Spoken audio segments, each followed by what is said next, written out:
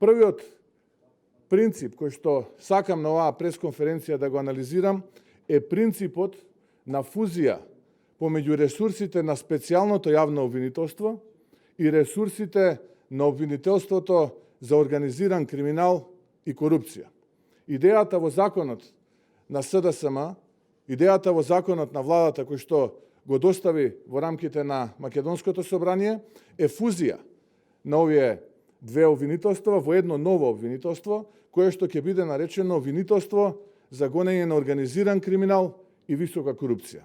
Во овој дел до некаде е прифатена забелешката на ВМРО ДПМН, забелешка која што беше во првичната фаза дискутирана на ниво на работни групи помеѓу представници на владата и представници на опозицијата. Иако предлогот кој што ВМРО ДПМН го предложи е формирање на посебно оделение во рамките на обвинителството за организиран криминал и корупција, кое што ќе се нарекува оделение за гонење на организиран криминал и висока корупција.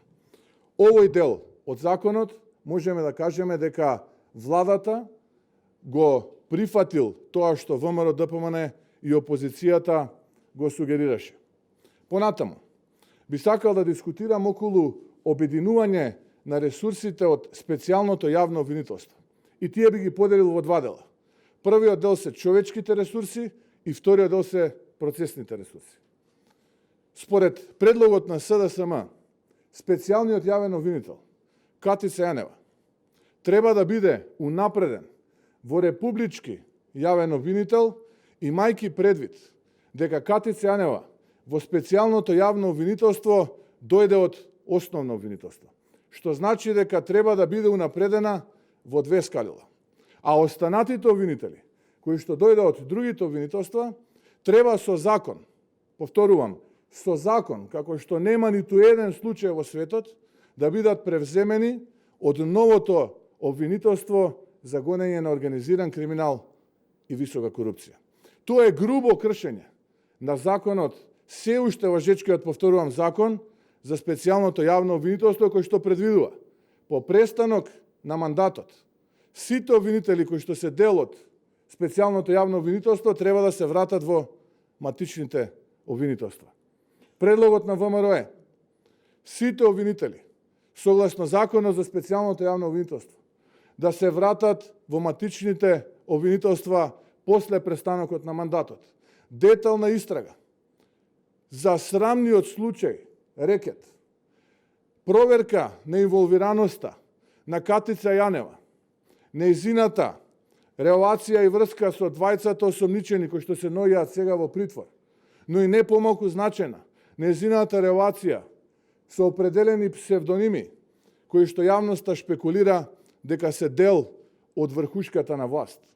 Истовремено, проверка и детална анализа и истрага за директната или индиректната вмешаност на сите обвинители кои што беа до сега помошници на специјалниот јавен обвинител.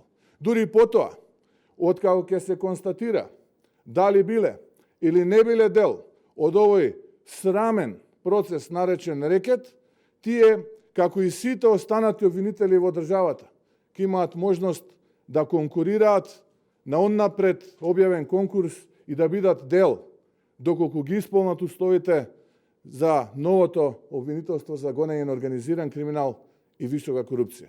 Се поставува прашањето, дали ние вистински се бориме против криминалот со тоа што Катица Јанева ќе унапредиме во републички јавен обвинител, амнестирајќи ја однапред, иако се уште не е потврдено дали е виновна или дали е дел, имаме само изјава од страна на обвинителката која што го работи предметот дека незините гласови се слушале во материјалот кој што е како доказен приложен до незе, и дали треба останатите обвинители, без да истражиме дали тие имале директно или индиректно учество, со закон да им го продолжиме мандатот во новото обвинителство, при тоа сите останати обвинители во Република Македонија да ги навредиме и да ги направиме некомпетентни, иако честно и одговорно со години наназад си вршиле својата работа.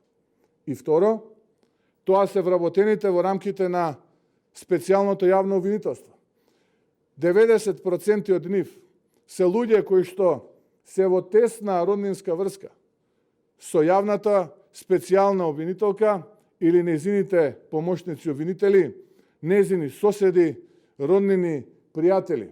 Денеска е работа и професионална фела да си снаа идна на Катица Јанева или да си внук на Катица Јанева, за да можеш да добиеш работно место во рамките на специјалното јавно обвинителство, а не затоа што имаш професионални квалификации. Ние не можеме да се сложиме да со закон овие луѓе бидат префрлени во ново формираното обвинителство. И не можеме да прифатиме дека сите останати квалитетни правници во државата ќе немаат рамноправна можност, како овие привилегирани внуци, ќерки, сестри, братучеди, да конкурираат на оглас кој што би го распишало евентуално новото обвинителство. ВМРО ДПМН се залага за транспарентен процес на избор на најквалитетните луѓе кои што треба да бидат истражители или друг тип на административен кадар во рамките на новото обвинителство за гонење на организиран криминал и висока корупција. Зарем тоа е обструкција или тоа е конструктивен пристап? Трето, сите предмети од процесите кои што се започнати на ниво на обвинение до 36.2017 година, СДСМ и владата предлагаат кршење на законите и уставот и истите да бидат превземени од новиот обвинител, кој што ќе го води обвинителството ново формирано за гонење на организиран криминал и висока корупција. Притоа не почитувајќи го со устав за гарантираниот систем на субординација во рамките на обвинителството. ВМРО ДПМН се залага сите тие предмети во фаза во која што се, дали е доказна постапка, дали е распит на сведоци, дали се завршни зборови или некоја друга фаза, да ги превземе државниот јавен обвинител и истите да ги прераспредели согласно процесите и советите на експертската јавност онаму каде тие дела припаѓаат. А потоа да се продолжат истите тие случаи. Да се почитува уставот и принципот на вертикална субординација во рамките на едно, согласно устав, повторувам, едно обвинителство во Република Македонија, а тоа е државното јавно обвинителство. Четврто, предлогот на СДСМ предвидува финансиска независност само на ново формираното обвинителство за гонење на висок криминал, на организиран криминал и висока корупција. Дали тоа не е навреда за сите останати обвинители во државата?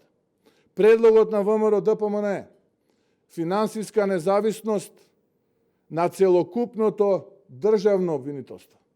Од 0,8 до 1% од државниот буџет секоја година да се одвојува за потребите на државното јавно обвинителство.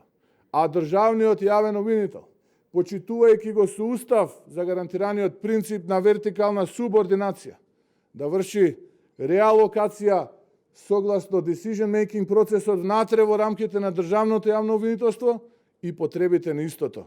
Самите тие, независно надвор од било какви политички влијанија, да вршат приоритизација на случаевите кои што ќе бидат предмет на нивна истрага.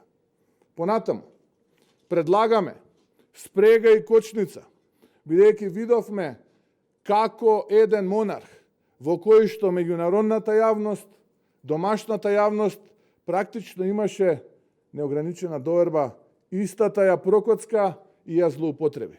Ние не можеме да се согласиме на формирање на уште еден монарх, кој што можеби би го повторил истото несување. Затоа предвидуваме спреги и кочници.